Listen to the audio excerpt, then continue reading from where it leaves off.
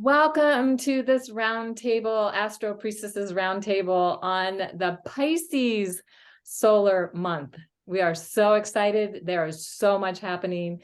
And we'll start off by saying that the sun moves into Pisces on February 18th. And then there's a new moon right after that. And so the Pisces energy is really lit up with this new moon. And it is another perigee new moon, meaning it's closest to the earth and has a great impact. So if we think about the Pisces mysteries, so we'll just talk about that for a minute, and we're going to do it a little bit differently this time. We'll see how this works. It'll probably be great. The Pisces mysteries is all about the heart, compassion, empathy. How do we help and heal first ourselves and then each other? When Pisces is healthy. Of course, sometimes Pisces can disassociate and not be present because it's too overwhelming. They can't take all that energy that's happening. But the mystical aspect, the dreaming aspect, dreaming into new possibilities and visions, very Piscean. The ecstatic union with the divine, also very Piscean. So I'm going to pause here and just see what else anybody else wants to say about the Pisces energy. I really love this quote from Michael Meade. He says, "Myth is not about what happened in past times. Myth is about what happens to people all of the time."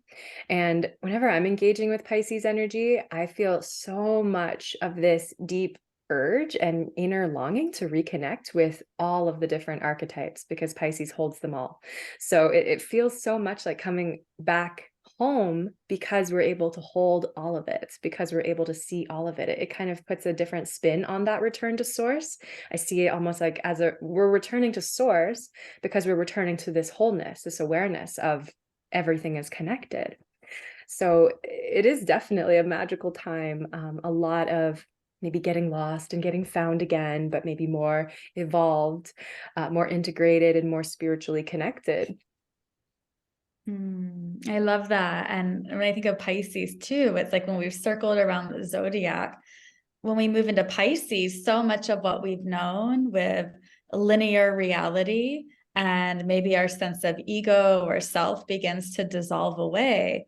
And then we can connect to this like higher stream of consciousness, the higher vision, the higher dream, the higher inspiration. Pisces is the imaginative realms, the dream realms, the celestial realms. So when we're in that Pisces realm, we get to connect with the dream realm and the imaginative realm. And we must imagine something first before we can actually bring it down into this physical. So it's this beautiful opportunity to dream and envision and imagine new ways of being that are beyond what we've ever experienced before. And for me, it's always like this feeling of the womb of creation, where there is the alpha and the omega, like everything ends and starts.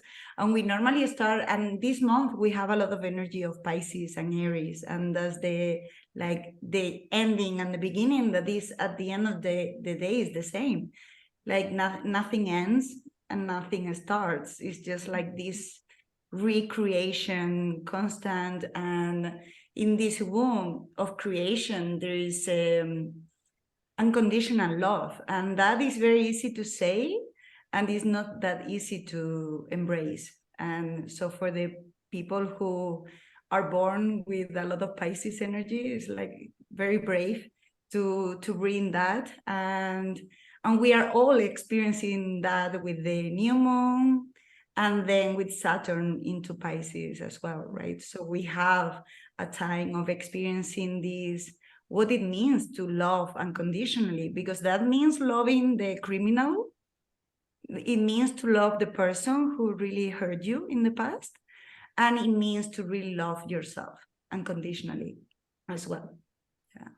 So then you can be born in in the Aries fire and start a new cycle. Yes.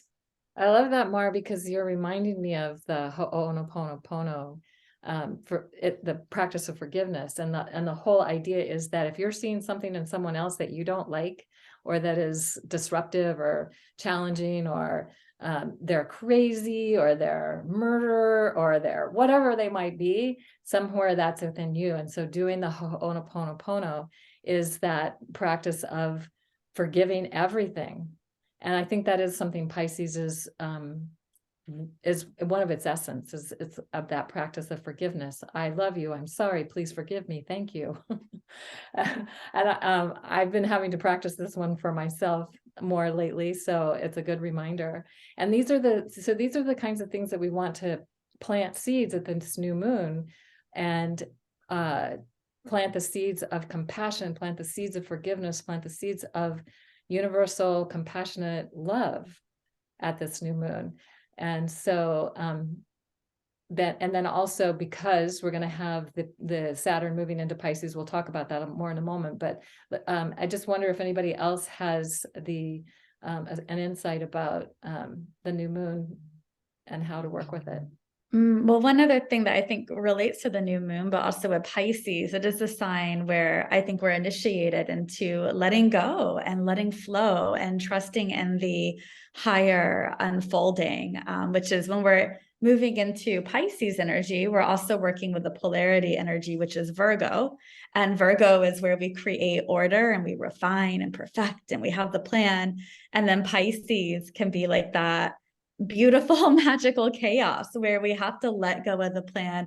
We get thrown into I don't know, just surfing the waves of the cosmic flow. And I think that's part of the Pisces energy that we're working with. I feel like this new moon that is conjunct Saturn, the new moon's at 1 degree of Pisces, and Saturn is at the end of Aquarius, so the new moon is conjunct Saturn.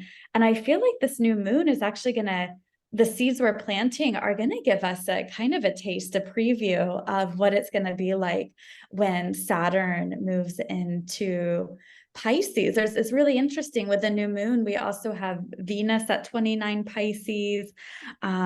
We have so many planets, in the last 3 degrees of their sign. Pluto at the end of Capricorn. We have Saturn at the end of Pisces. We have Venus at the end, or Saturn at the end of Aquarius, Venus at the end of Pisces, which really tells me, we're working with some major kind of karmic completions and initiations at the same time as we're going into this new moon. And so to me, it's like, what higher vision, what higher inspiration, what higher dream do we really want to seed with this new moon as we're completing some major kind of karmic lessons here, and to go into this new cycle, perhaps free of some of our previous karmic baggage that we've been working with. But it's certainly this lunation cycle, we may be getting a final initiation with some of the old stories and things that we've been working with, an opportunity to really kind of face them and clear some karmic things out.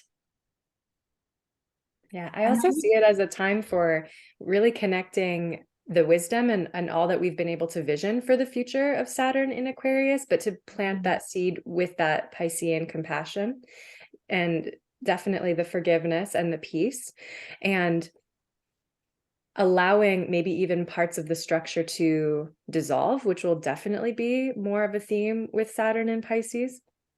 But this whole time at the beginning of the month, there's also another Venus gate happening, February 22nd, where Venus and Moon will come together at 2 degrees Aries. And so right after we're coming in pretty fresh from that new moon, immediately we're almost starting a new creative cycle as well. So there's a lot of this kind of birthing from within the void, time and space energy. So it feels very creative, like really using our visions, and maybe things that have been kind of on hold for a while, we can start to finally let them take root, take form out in the real world. There's a few things like Jupiter finally out of the post retrograde shadow phase, so moving beyond that 8 degrees where he was traveling between 28 Pisces and 8 Aries through his retrograde time last year, and then now he's finally moving it beyond at 9 degrees Aries and beyond, and he's going to go really, really quickly through this space. But it feels like now we can actually move forward. And so allowing the new in, and in that time, it kind of reminds me of like, I've moved around a lot. And sometimes when you're moving from one place to another, you have to like really convince yourself like this new place is better for me. So I have to like demonize the old place or something, if that's how you work, right? To make you want to make a change. Like this one is good, so that's why I'm choosing it. And this one is bad, that's why I'm not choosing it anymore. But it feels like there's a whole new paradigm of choice available. It's like they can both be good. This is just the one that serves right now. And this is just the version of myself that I am. And this is who I'm becoming. And I'm going to follow that and trust that. And all of this that I'm leaving behind, I'm also so grateful for. So it kind of feels like we're holding that space, and maybe we can hold it in a new way. Yeah. And I will say that also for the new moon, for Saturn, and for these two signs that are very emphasized the whole month, that is Aries and Pisces, they are not logical. So they are like, logic is not going to work with either of them. And one is completely out there, like with Pisces is like everything and nothing, that chaos, and music. So for the new moon, for Saturn, we have this opportunity of maturity into a part of humanity that maybe we haven't tapped that much, because society doesn't really promote the part of us that is very illogical. And it's good to be sometimes just chaotic and musical, and like, this doesn't make sense, but it does make sense in a soul level.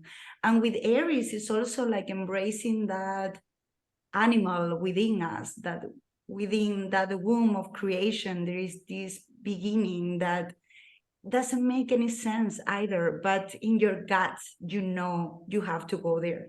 And with that, the chakra gate with Venus and the moon in the 22nd is also in the solar plexus. So there is, within all this chaos, there is a need for action, and there is a need for what is it that you are is emerging from you. Like, you're not forcing life to happen, you are just allowing life to emerge, like nature. For me, Aries is very much that sprout of spring that is very brave, because you know that you can be killed by a bird, but you need to be born. And we have these two very emphasized in that sense. Beautiful. So now let's just focus a little bit more on Saturn going into Pisces, because it's on March 7th, actually also happens to be the full moon. So we can talk about that too. So the opportunity for when Saturn moves into a new sign, and it's going to start a 2.5-year cycle. And if we think about Saturn as a initiator, a teacher, and a guide, what is it teaching us? What is it guiding us? How is it initiating us in the Pisces mysteries? So if we've been over giving or trying to do things in terms of taking care of everybody, could be very Pisces. Let me save you. Let me be your savior. I'm here to help and heal. And sometimes the challenge can be that it's not, you don't do it for yourself, you do it for everybody else, and then you wind up exhausted and in not a good place for yourself. So in order for us to allow our ability to be there for others, we need to really be there for ourselves. So we could imagine that maybe Saturn's helping to put a spotlight on what we need to do and how we're changing the structure of how we're engaging. And here's one of the things I've said about Pisces for a long time, being a Pisces sun myself and having the birthday coming up this month. It's a good reminder for me. And that is that it's not my job to fix it, change it, or make it be different. But just to hold space for whatever it is. And if somebody is really ready to create the changes, I can support that. But I can't do it for them. It's not my job to do it for them. And that is the biggest challenge I have found with my Pisces energy. It's learning how to step back and just be there to support people in the choices they're making. And it's not, and I'm not there to judge that. I'm not there to like try to be the heroic, let me come in and save the day kind of thing.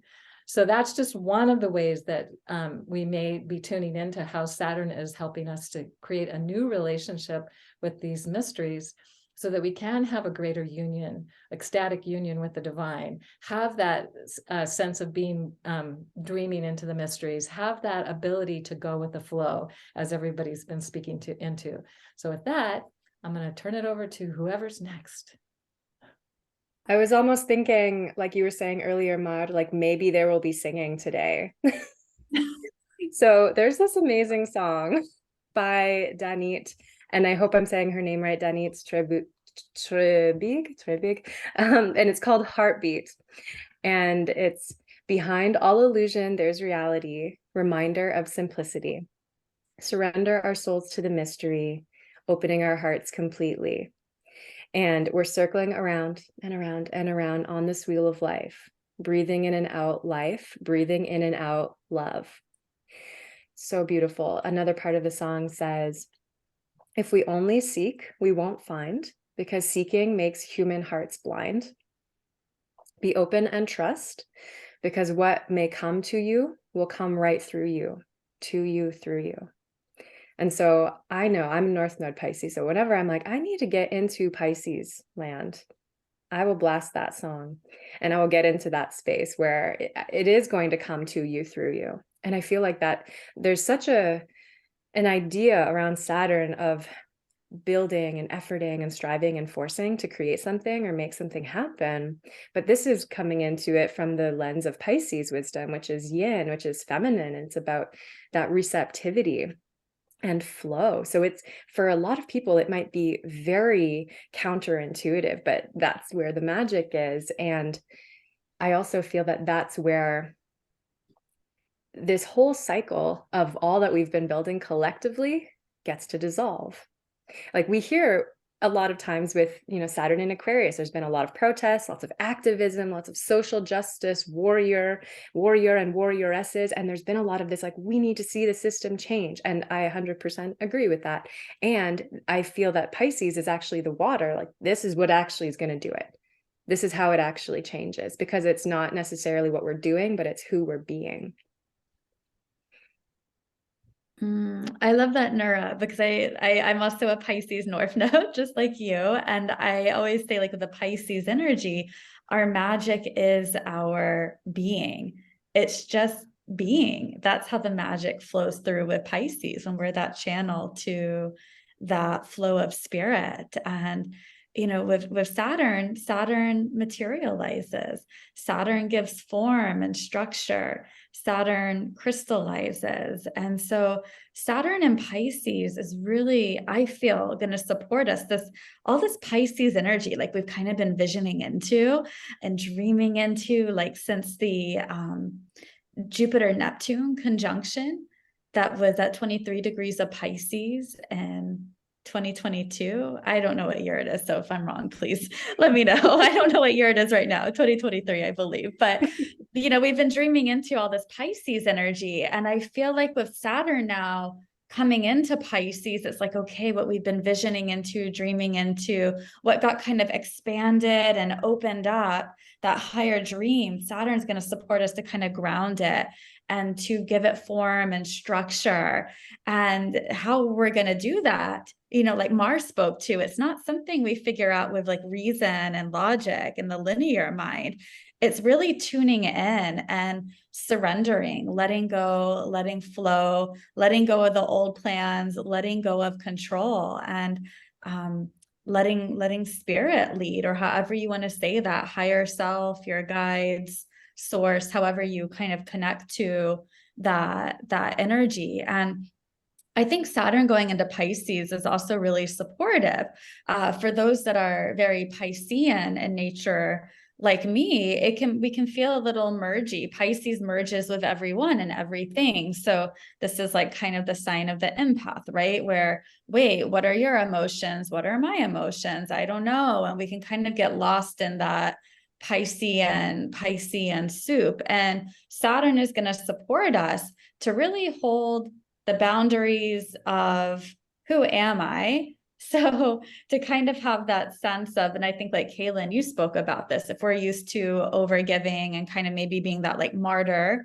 that martyr archetype that can be very Pisces, it's giving us a new way to still be compassionate and loving and caring, but also holding that strong boundary for ourselves so we don't get totally swept away and our sense of self totally swept away and that Piscean, like kind of Piscean ocean of oneness. So I see that really helpful for those that have very strong kind of empathic kind of Piscean energy like I do, where it's so easy to just get totally swept away and what's happening with the collective, because we can most be of service, right? Pisces is about what is our sacred service to the collective. It is about sacred service and compassionate service, but we can most be of compassionate service when we are tending to our own like body temple, and I think in our own needs first. And I think Saturn is really gonna support that.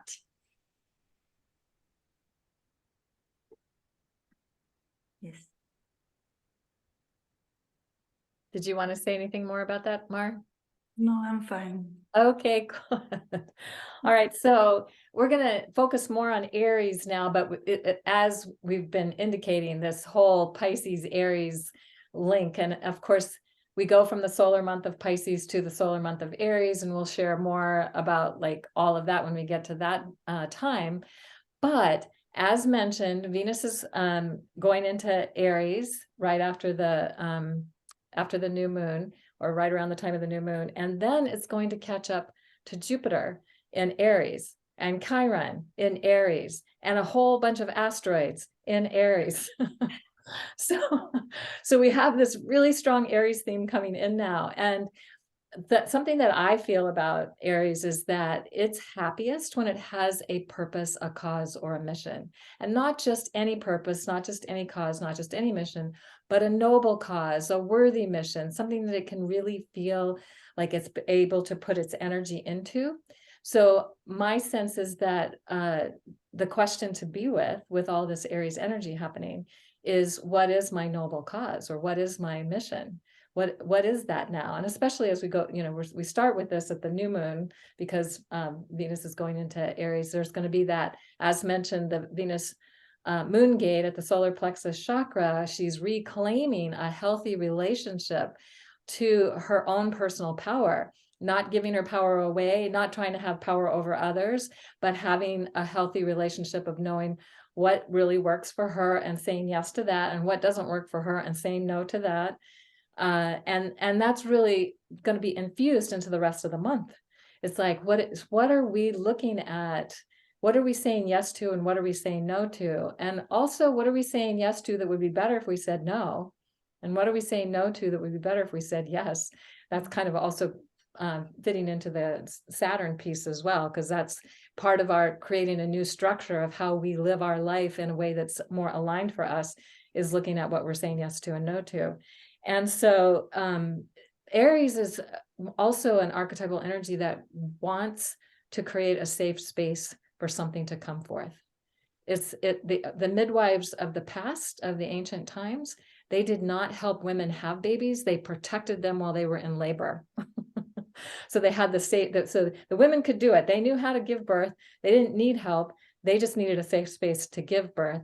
And so how are we creating a safe space for ourselves to birth whatever's new coming through? Venus and Jupiter will be within 0.5 degree of each other on March 1st.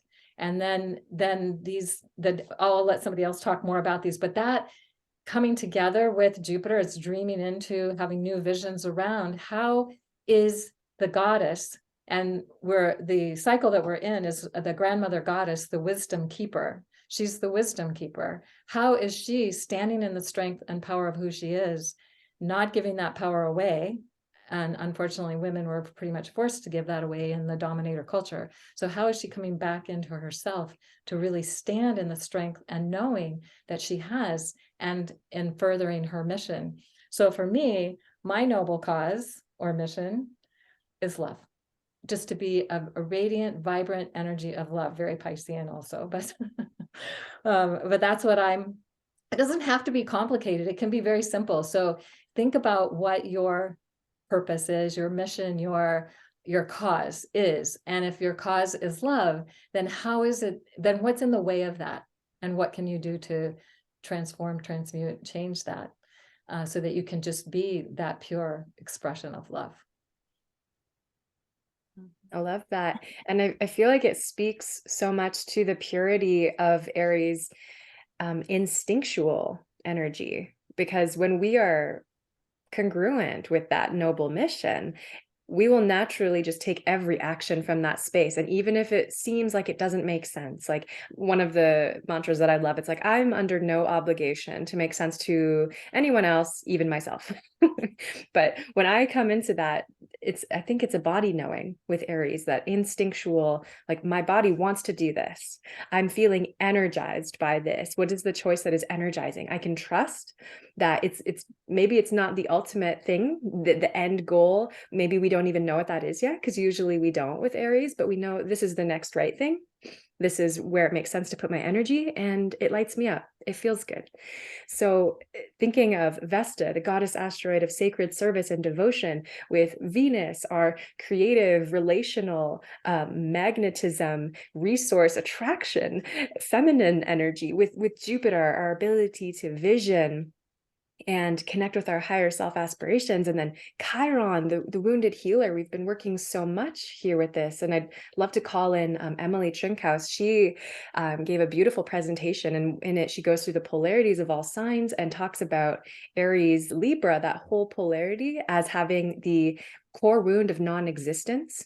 Like, how do I even just be here, being myself? And I just really loved that, because that's why with the Aries energy, there is just this spontaneous, like, I just want to show myself that I'm here by going out and taking action in the world and having some sort of impact, and infusing that spark of fire and motivation and passion. So with Chiron, it feels like we've been healing that and remembering that and reconnecting with that. And it's experimental.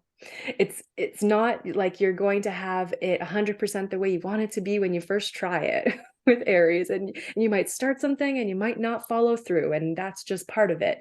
And not getting down on yourself, but recognizing, oh, this is just part of my process of trusting myself and of letting my instincts guide me. And then all of that feeds into the Eris, like the goddess warrior, Xena, warrior princess energy, with really showing us again that, like, we can claim this stake in the ground. Like, I am willing to take a stand for this. I am a protector, a protectress, and this is my mountain. All of these things. This is what I'm building. I'm choosing this. I'm willing to even be disagreed with to stake this claim. And then Juno, the goddess asteroid of our soulmates and our soul connections and our karmic contracts. Like, it feels like all of this, I just named how many celestial bodies, 1, 2, 3, 4, 5, 6 celestial bodies, and they're all hanging out in Aries and having a conversation around, what is this huge new thing coming in? It's unlike anything we've ever seen before, unlike anything we've ever done before. So definitely there's no roadmap. And it is always the hardest to be the person, like, if you imagine, a blanket of snow, it's always the hardest to be the first person making the path. But this is where that inner fire comes in. It's like you won't feel strong enough and confident to go and forge that new path if you don't have the right connection within yourself. And so there's a lot of leadership here, and not being afraid to be the first one, and somebody maybe having, a thought about you. So because other people then follow, it's like what we commit to in ourselves, we create these new pathways for other people to take too. And I even see that as a type of protection, because when we feel afraid, like especially the energy of the past couple of years, there's been this kind of like boxed in feeling, like people have been afraid to kind of go out and be new or be different, to forge a new path. So sometimes it takes that brave leader to be like, okay, I'm just going to be the first person to forge the path. Now everybody wants to come and either join this path or create their whole own new path. So it feels very much like that's that's protective because it protects the human spirit, like the human collective spirit. Like we're all here to be creators, not just like staying safe in our little boxes. Like we're here to do something real. So I just love Aries for that. Can you tell? Like singing the praises of Aries energy here, but it's so cool that we get to have this really priming during Pisces season. So connecting this really aligned action with spiritual alignment and spiritual clarity and spiritual cleansing. It's a really beautiful combination. And I love everything that you said, and it's like, that's it, she said everything. I tried not to. I was like, the Mars in Aries is coming out right now, being super amplified with Jupiter, so you all know. So I will really invite people who are listening to us, like there is a part in our charts. We all have Aries somewhere in the chart. We all have Pisces somewhere in the chart. So everything, like sometimes we hear like, I don't have any Aries, and then we just stop listening to the astrology. And then there is a part that there is something that requires you to be brave. And I think, and it's exactly what Nura was saying about that trust. Like you need to trust and love yourself so much that you just go and then you just move and then you just trust yourself to do something. Like for me with 3 planets in Aries is being sometimes like, why people don't do this? Why people don't do that? And it's like, you are meant to be the one to do it. So there is a part in the chart that you cannot wait for anybody else to do and to initiate. You are the one who is initiating, and especially the ones who have that emphasized. And now we are transforming a whole system. So like there is a whole cultural transformation with Pluto just ending in Capricorn, just starting in Aquarius, then this year, like then going back to Capricorn. So maybe we have more time to reflect on the structures that are ending. So we are all called to be brave. And both, I think Pisces also needs to be very brave because there is this empathy towards global suffering. So the suffering of animals, the suffering of everything, every spirit in the world. And then in Aries is this emerging and that self-trust that with Chiron, since Chiron started in Aries, for me, connecting with the Aries energy that it was always so natural is being harder. Like since 2019, is really being painful to connect with Aries. It's like, what is happening with me? It's like, it's not working. And it's because there is this alchemy with Chiron there to say, what is the healthy expression of Aries that is very connected with the soul and then taking action from that space and not from like, you should be doing this or that. It's like this. And then there is no aggressivity because Aries is known for being aggressive, but when it's healthy, it's not, because it's just this natural cycle of starting something new. So good what everyone's saying. And I feel like with this, really Jupiter Chiron conjunction in Aries, Jupiter, it can be important to remember that Jupiter works like a magnifying glass. Jupiter expands whatever it touches in the astrology chart. So it could be quite an initiation as well, that could bring up a lot of the Chironic wound as Jupiter comes to Chiron. Jupiter may actually get in there and that Chiron wound that's ready to be healed within each of us and really expand it out. So it expands it into our conscious awareness, and we're really working with it in that way. So that Chiron wound may get expanded, but there's this really powerful alchemy, especially with Venus there, heart alchemy there, to really transmute it, in the cauldron of our heart into this incredible healing medicine to go forth by Aries, right? Go forth and share in new ways. And some of the Chiron themes that Chiron's been working with in Aries, like you know, everyone's spoken to is that healing of the I am that I am. And Chiron and Aries, I also really feel is like healing our connection with our spark of aliveness. Like, how much of the time does it really feel like the sacred gift to be alive? Like, it's Aries, you know, is that spark of aliveness. It's so magical and so sacred to be here and be alive. And we've lived in this kind of dominator paradigm that, thank goodness, is dying, or we're rebirthing a new earth, a new paradigm. But it's like, for so many of us, our life force energy has just kind of been siphoned out of us.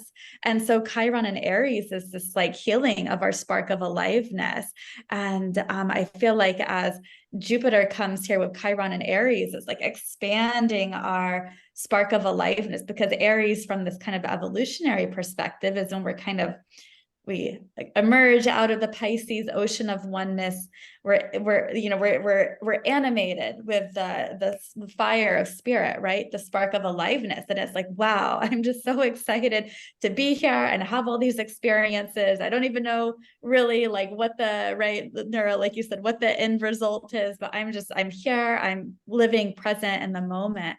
And I feel like there's something really powerful about reclaiming our spark of aliveness and expanding our aliveness. And with Vesta there, it's like the sacredness of being alive, the preciousness of being alive. And there's something really powerful. And I see so much healing medicine also coming from this. Like, I feel like this Chiron and Aries, or Chiron Jupiter conjunction, is going to spark this major kind of like spiritual awakening and like this quest to go on a healing journey for so many people in the collective. Like, it's going to spark it, and then it will ripple out in the future. And so those of us that, you know, are here, that have been doing the Chiron work already, there's this really powerful opportunity to step into new levels of leadership and sharing your healing gifts, because I feel like so many people are going to be going on this new quest to seek out this healing journey. And so many new healing gifts are going to emerge. This expansion of our healing gifts are going to emerge out of this conjunction as well. Yay. This has been so much fun and so good. And we hope you all got something out of it. And we're really looking forward to when we get to join with you again for the next solar month in Aries, which we've already been previewing for you. And you'll have already had a lot of perhaps your own insights, your own experiences that will be then furthered in the Aries solar month. So thank you all so much for joining us.